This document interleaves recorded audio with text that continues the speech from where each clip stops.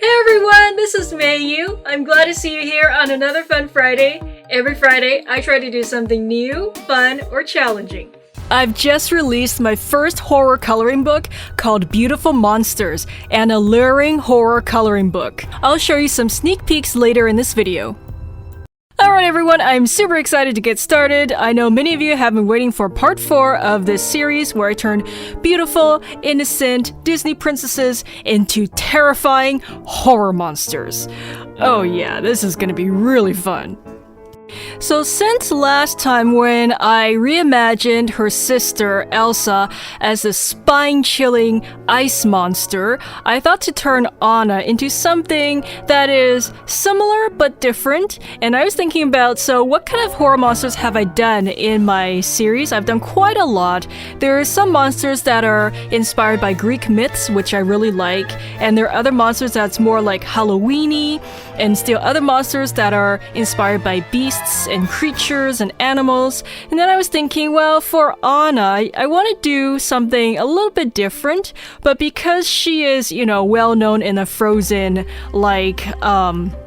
universe, I'm thinking I would love to have an element of the cold or ice or snow somehow, but I don't want it to make her, too similar to her sister, so I was thinking what to do with her.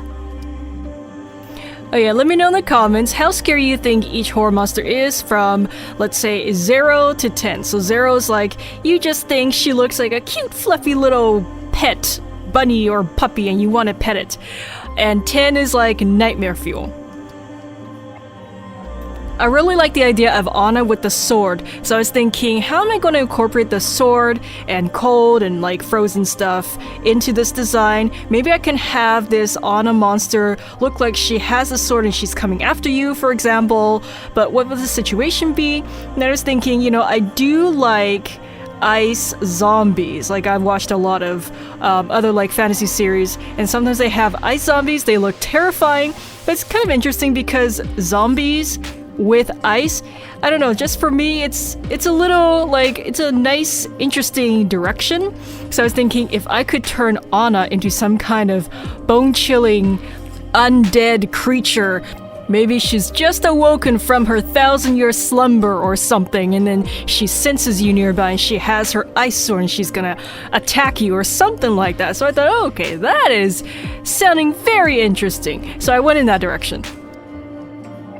And originally I was thinking of just having her bony, rotting fingers, just kind of clutching her sword and she's about to swing it at you. But then I thought, what if I kind of went in a different direction, kind of make something that's a little more unexpected, and instead of having just her hands there, maybe she only has the one hand, and the other hand, I don't know, it has decomposed, or maybe it kind of fused with the sword, for example. So then her sword is part of her arm, so as she swings it, it's really the force is more powerful, and you cannot make her let go of her weapon, which kind of makes it just a little bit more scary if you think about it a little bit deeper. So I was thinking, yeah, let's just attach the sword onto her frozen arm.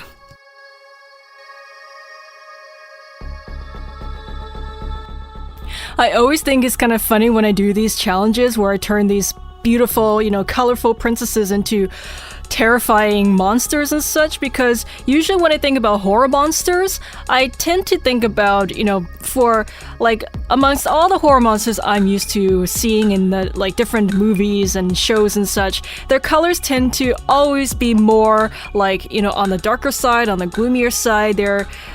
They rarely have bright colors, although there are some exceptions. So I was thinking, it's nice that I try to keep the original bright colors of these Disney princesses, especially in their hair and their outfits.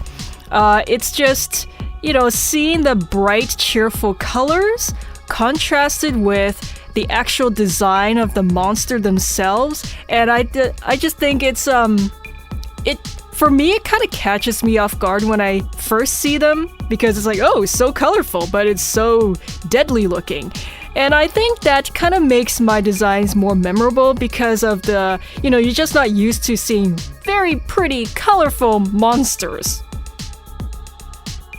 I was also thinking if my Anna ice zombie was sleeping in the snow, or maybe she got locked up in ice for thousands of years or however long, I think when she first breaks out of her, her sleep, her spell, she should be encrusted with a lot of layers of ice. So I wanted to draw all these jagged, really sharp looking, deadly like icicles just kind of forming around her, but not too much so I don't make the icicles look like they can impede her movement. I still want her to look nimble enough and flexible enough to, chase after you, for example, and hunt you down.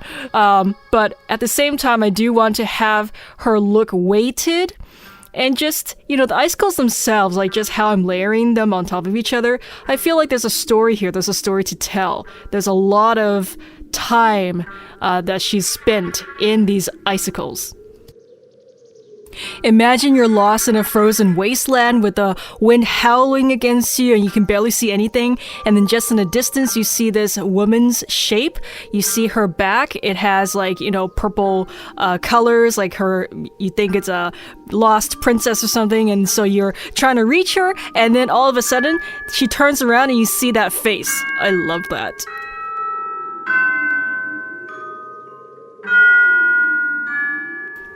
I don't think she wants to build a snowman.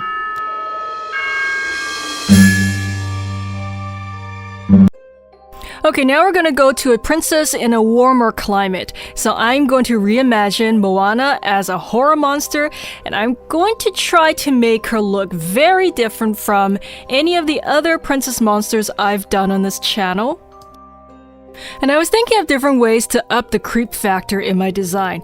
I really like how, sometimes Moana is wearing that, like the flowers on her hair. I really like that look. It looks very, pretty and beautiful. So I was thinking, let's put that in my design, but instead of just flowers, I'm going to change things up a bit.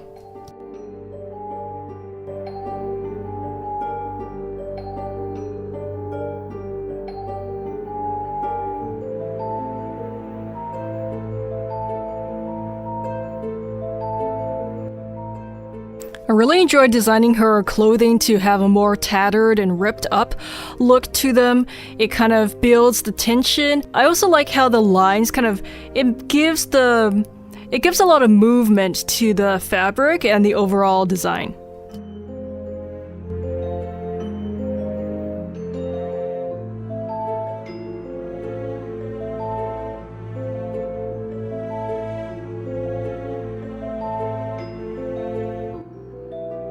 If you've been following me for a while, in my Reimagine videos, I like to incorporate different story elements from the character or the character's background or backstory into my design just to make things look a bit more like it makes more sense and it has more layers of meaning. So in my Moana design, I was thinking, I like how she has a really nice bond with the ocean and with water. So I was thinking about it would be really cool if I created this monster who can command the ocean and bend water to her will, but obviously for sinister reasons because she's a horror monster. So I was thinking, what if I could design Moana as this creature and she has the absolute power and control over the oceans, and it can do all kinds of really scary things. So basically she can pretty much make her enemies disappear. Yes. I was debating whether I should keep her eyes just how they are, with pupils and, nice big friendly lines and all that. But then I was thinking I do want to make this a little bit more scary, so for this design I opted for just a blank look without any pupils. I think that is a little bit more creepy, definitely. And then as for the mouth, I really like the mouth. I've released my first horror coloring book recently. It's called Beautiful Monsters, an alluring horror coloring book. This one's the scariest title I've made yet, and it's filled with my original illustrations and designs of gorgeous, deadly-looking creatures, sinister, scary female monsters, mysterious, haunting scenes, and chilling, creepy characters that's perfect for spooky season, to make for your Halloween decorations and cards, or for any time. Some of these beautiful monsters are inspired by myths, and others by classic horror creatures, and others are of a more unexplained origin.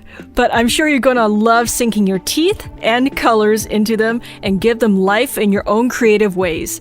They are haunting creatures of the night, ghostly spirits, and vicious but pretty beasts, among others. Beautiful Monsters includes all new original creations not seen in my videos.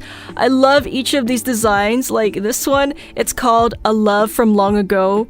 I'm wondering what happened to her love. Was her poison stinger the reason they're gone? I put a lot of thought into each page. They're a powerful source of creative inspiration to help propel your own creativity and imagination. I've also made 3 different sizes and formats because I know many of you have your own unique ways of coloring in my line art. The regular size is good for nice sized images, the large softcover gives you more room to express yourself, and the large hardcover gives you that added protection and that handsome look and heft of a hardcover. In case you already have Gothic Cuties, Witch Wonders, or Super Cute Halloween, this one's a great addition. Or you can start your coloring book collection today. You know, it's never too late to begin your wonderful creative journey with my books. If you love my art and videos, and if you enjoy watching how I create memorable, fantastical character designs, you'll love my coloring books. In case you're getting my books for yourself or someone special for the holidays, get them early to avoid disappointment and shipping delays. Beat the holiday rush and order yours early, especially for my hardcover books. They're a gorgeous creative gift, but they do take time to be made because they're made as you order them. They're made local, like if you order from the US, they're made in the US. Amazon ships worldwide to over 100 different countries. I'm definitely ordering my coloring books for gifts right now, so I'll get them in time before the rush. The link to my MeiYu bookstore on Amazon is in the video description. There are over 80 different books on all kinds of topics and interests, so there's something for everyone on your list. I've also seen some of you posted your coloring creations already from the recent Witch Wonders and Super Cute Halloween titles. Keep coloring and sharing them on Instagram with the hashtag MeiYuArt and in your Amazon reviews. I love to share your coloring work in a future video.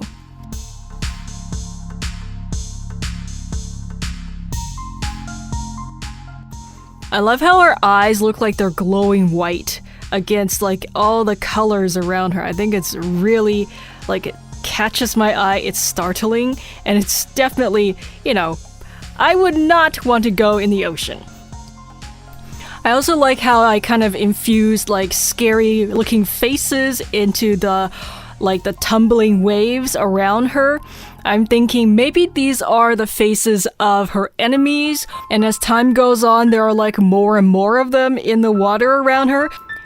How many can you count?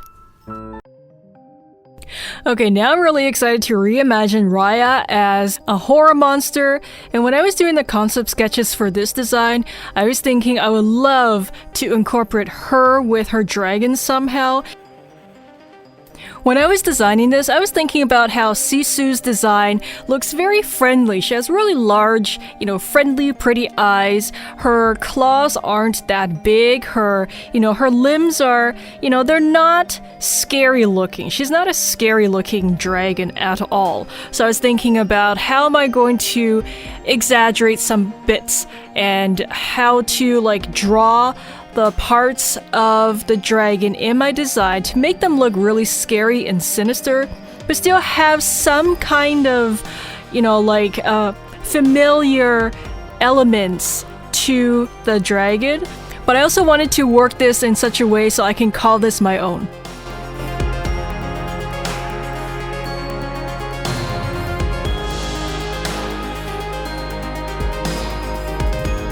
I thought to have the torso area resemble Raya's including her clothing, but I wanted to make them really like tattered and shredded for like an extra scary look. I love how her cape just kind of like flows around her, but it looks kind of ghostly almost. Like it has this almost like it's alive somehow, like the fabric. It just looks kind of haunting, which I really liked. I like how the lines have this movement. And as for the body, I wanted the dragon part to look really flexible and, you know, supple, but also muscular, so it looks like it could coil around like her enemies, for example. I wanted to really exaggerate the limbs, the claws, the legs themselves are gonna be bulging with muscles and like veins, so that's, you know, for me, that makes it look a lot, you know, just it makes me feel very uneasy when I look at something like that, which is exactly what I was going for. And as for the rest of the dragon, like I wanted to draw lots of heavy looking, sharp, jagged pieces and plates and scales. So it creates this sense of, you know, like this creature looks very ominous and she can do a lot of damage.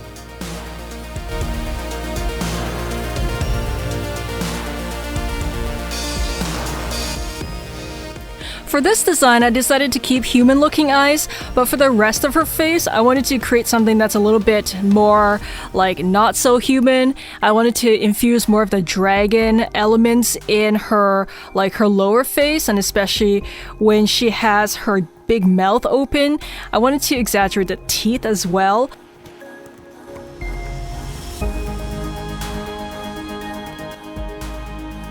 I also like how I made her hair kind of float out, like up and outwards. It kind of makes her look a little bit more sinister. I'm not sure exactly why that, like the hair shape just gives me the creeps. Maybe it's just a pointiness of them. I'm not sure, but it just looks like just ugh.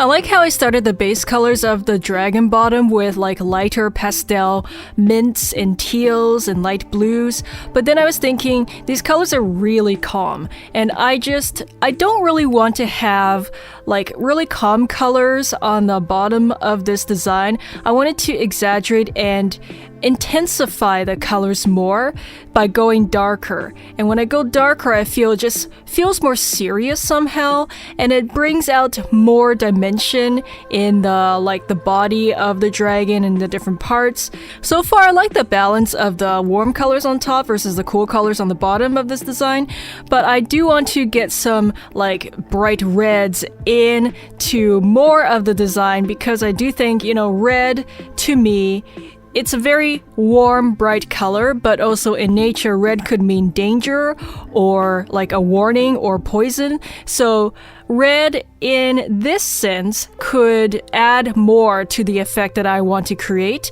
with this, like, you know, she could be like a poisonous dragon, for example. So I wanted to just get more of that startling red in there. Okay, fan theory and backstory time. Let me know your ideas in the comments. What made these creatures, or who turned these beautiful, nice princesses into evil, sinister horror monsters? What are they doing? Are they getting revenge? Or would they even remember who they used to be? Let me know in the comments. I love to hear your ideas because I know you're all so creative. If you want, for fun, you can also rank all of the Disney princesses I've turned into horror monsters in this entire series out of like a scare scale out of like 10. So you can list all of them down below. I love to hear your thoughts. If you want to see more videos like this, then smash the like button and subscribe in case you haven't yet so you won't miss my future videos. Let me know what other characters you want to see me turn into horror monsters. And thank you for watching, everyone. Hope you have fun binge watching my other videos, and I will see you next Fun Friday. I want to thank everyone who got my different coloring books and various how to draw books. I'm glad that my art can help inspire you to keep up your creativity, relax, create something you can call your own, and build your skills at the same time. No matter if you're a casual colorist or someone who's more serious in pursuing art in your life, my books can help you realize your full artistic potential. I've made almost 80 books so far, from ebooks to coloring books, paperbacks, workbooks, and hardcovers, so there's something for everyone. I'm building a whole bookstore for you on many different interests and topics, and I'll keep making titles that can help many of you in all kinds of creative ways. Once you build those skills and your artistic eye, it's yours forever, and you can do whatever you want with your skills. It's a very proud feeling because you accomplished something truly special. I can't wait to see your future fan creations. Own or gift these books now. They make great additions to your book collection, and get them for birthdays, road trips, relaxing weekends and holidays, back to school, or just for a nice creative break to de-stress. Experience the power of your inner creativity. The link to my MeiYu bookstore on Amazon is in the video description. Happy drawing and coloring, everyone!